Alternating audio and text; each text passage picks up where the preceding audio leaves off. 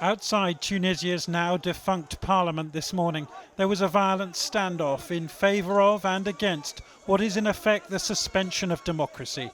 And this, the only democracy to emerge from the Arab Spring a decade ago, is now in serious trouble.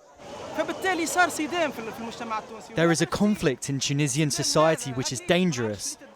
This conflict will lead to blood. People are injured and beaten. It leads to bloodshed and violence. And for what? Yesterday, hundreds rallied in Tunis and other cities to demand the government step down. People want to dissolve the parliament, they chanted, on the same streets where in 2011 they successfully toppled a despotic regime.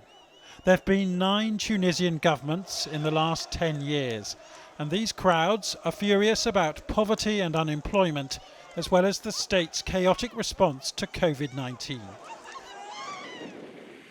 The vaccine rollout has been so slow that the army has been put in charge of it. More than 18,000 Tunisians have died in a country of 12 million, pushing popular discontent with politicians to a new high. Last night, President Kais Saied intervened. He announced that he'd fired the Prime Minister and suspended Parliament for 30 days, claiming he would act until the state was saved and peace restored. The Tunisian army could be seen in the thick of the celebrations afterwards. And the question now is how long what looks like a coup by one branch of the executive lasts. Though last night thousands were revelling in their respite from a hated political class. We've taken back our country, this woman said. This is the first time I've gone out on the streets.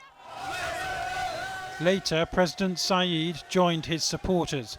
He's a constitutional lawyer with a reputation for incorruptibility, and he claims Tunisia's post-revolutionary constitution allows him to assume emergency powers.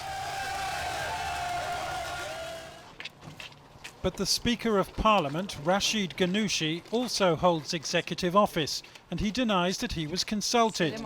In the early hours of this morning, the Islamist moderate walked to Parliament, where the army refused to let him in. And so, with the army back on the streets, the only success story of the Arab Spring is truly in tatters. Its return to democracy or military-backed rule now hanging in the balance.